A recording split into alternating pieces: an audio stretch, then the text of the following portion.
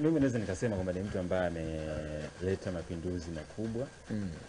Amefanya maamuzi mengi zaidi, amefanya connection, amehusika kwa namna moja ama nyingine kuweka amani ya dunia kwa uzuri zaidi. Unajua, kwa sababu dunia yetu inakutana na mambo mengi ya hapa na pale yanatokea, na vitu kama hivyo, lakini unaweza kufikiri ameacha alama kubwa. Vita vya Gaza aliwahi kutoa tamko, masuala zima ya vita vya Ukraine pamoja na Urusi, vita vile ametoa neno. Vita vya Kongo juzi Papa Francis akasema wekeni silaha chini basi tuweze kufanya vizuri. Kwa hiyo nafikiri kwamba ni mtu ambaye ameacha alama kubwa zaidi kwa kazi yake ambayo alifanya kwa namna ambavyo aliweza kufanya. Labda kwa kiufupi tu ni kupitisha Ibra kwa sababu ambayo umeniuliza. Kwanza, mageuzi makubwa ya kiutawala ndani ya Vatican, alifanya mabadiliko katika mfumo wa usimamizi wa Vatican ili kuleta uwazi na kupambana na rushwa. Aliunda baraza la makardinali kwa ajili ya kumsaidia kuongoza kanisa na kulishauri juu ya mageuzi ya kikanisa. Aliunda idara mpya kwa ajili ya maendeleo ya kibinadamu, kushughulikia masuala ya haki za kijamii na wahamiaji na wakimbizi pamoja na maskini. Lakini pia ni mapambano dhidi ya ukatili wa kingono pia. Unajua, alichukua hatua kali dhidi ya watu ambao walituhumiwa kwa unyanyasaji wa kingono. Alianzisha tume ya kipapa kwa ajili ya kulinda watoto. Alifuta kinga za kisheria kwa baadhi ya viongozi wa kanisa walikuwa wakilinda wahusika pamoja na ukatili wao. Lakini pia kitu cha tatu, msukumo wa haki za kijamii na wanyonge. Alikuwa mstari wa mbele zaidi kuwatetea maskini na wakimbizi na wahamiaji. Mara kwa mara alikemea tofauti kubwa za kiuchumi, akisisitiza usawa wa haki za kibinadamu. Aliwahi kuosha miguu ya wahamiaji na wafungwa katika ibada ya Alhamisi, ikiwa ni ishara ya unyenyekevu. Lakini pia utetezi wa kimazingira. Mnamo mwaka 2015 alitoa waraka unaosisitiza utunzaji wa dunia na mazingira, akilaani uharibifu wa mazingira unaosababishwa na mfumo wa kisiasa na kiuchumi. Alikuwa akiwasihi viongozi wa dunia kuchukua hatua za dharura dhidi ya mabadiliko ya tabia nchi. Lakini pia mtazamo mpya wa masuala ya kijamii, ingawa hajabadilisha mafundisho ya kanisa juu ya ndoa ya jinsia moja, lakini pia alikuwa amesema kabisa juu ya hilo. Lakini pia alihimiza waumini kutokuwa wahukumu bali wawe watu wa kurehemu. Lakini pia alifanya ziara muhimu duniani. Alitembelea maeneo mbalimbali duniani, Jamhuri ya Afrika ya Kati, Sudani Kusini, na kuhamasisha amani. Lakini pia alifanya ziara kihistoria Peninsula ya Arabia akitoa na viongozi mbalimbali. Lakini pia maono ya kanisa linalojali. Alikuwa ni kiongozi ambaye alisisitiza kanisa lazima liwe iwe hospitali ya uwanja wa vita, yani mahali poponyaji kwa waliovunjika moyo, waliokataliwa na walioumizwa ni maisha. Lakini pia alipunguza mivutano ya itikadi kwa kuelekeza kanisa kwenye huduma kwa watu badala kuzingatia sana kanuni za kisheria na kuhukumu. Kwa nafikiri ni mtu ambaye ameacha historia kubwa zaidi hapa duniani kiujumla. Nafikiri tumwombee tu Mwenyezi Mungu. Wanasema ailaze mahali pema kabisa. Lakini swali ambalo linawezekana watu tunajiuliza sasa, mara papa amefariki kwa madarakani, anayechukua kiti cha upapa ni nani?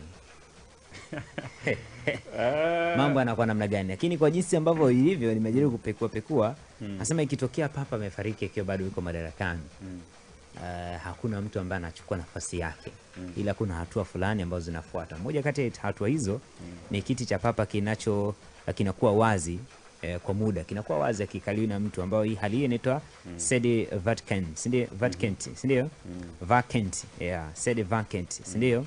Hii ni kipindi ambacho hakuna papa madarakani, kiti kinabaki kuwa wazi. Lakini hatua nyingine ambayo inafuata ni kama lengo mtunza hazina wa Vatican, ndio bwana, ndiye anayesimamia mambo ya kawaida ya Vatican wakati huu. Hata hivyo hawezi kufanya maamuzi makubwa au kubadili chochote muhimu. Kinachofuata kingine huaga ni mkutano wa makardinali, ndio bwana, ambao hawa baada ya siku kadhaa, kawaida ni siku 15 mpaka 20, makardinali hukutana na kukaa na kupiga kura, ndio kuchagua papa mpya. Okay. Si ndio? Hatua ambayo inayofuata atakuwa ni makadinali. Wanaopiga kura ni wale walio chini ya umri wa miaka 80. Wanachagua papa mpya kwa kupitia kura za siri, si ndio? Ndani ya Sistine Chapel, si ndio bwana? Yes. Kwa hiyo hizo ndo hatua ambazo zinafuata mara baada. Ni tofauti na sisi ambao labda ambao tunaongoza labda mfano wa rais wa nchi amefariki, basi ni kamba makamu atakaa mtu kama sisi ilivyokuwa kwa hayati Dr. Magufuli, mama yetu akakaa pale. Okay. Lakini kwa wenzetu kuna maprocessor na process ziko namna hiyo. Kwa hiyo tegemea kwenye process kama hizi, papa amefariki, hamna ambaye anakalia kiti pale, kinakuwa wazi kwa muda. Okay. Mpaka pale makadinali wakikutana, watakuja kupiga kura ya siri ambayo itaenda kumweka papa mwingine madarakani. Okay. Umeelewa bwana? Sawa. Mambo ndo yalivyo bwana. Bwana sisi tumemaliza. Tumeona tumalize tuna papa. Tumalize naye kwa sababu ni tukio kubwa ambalo kwa kweli ni kubwa. Lakini Ibra, nimejaribu kuangalia hapa.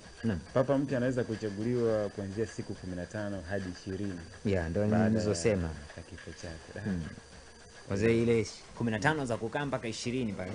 Okay. Wanaangalia makadinali sasa wale. Baada ya kuona sasa makadinali sasa hapa tumekaa kwa upweke na nini sasa tumtafute. Lakini sasa hivi shughuli zote zinakuwa na msimamizi wa ambaye anasimamia pale, ambaye nimemtaja hapo, msimamizi ambaye anasimamia shughuli zote za pale eneo ambalo huwa inaitwa Kamalengo. Huyu ni mtunza hazina wa Vatican. Okay.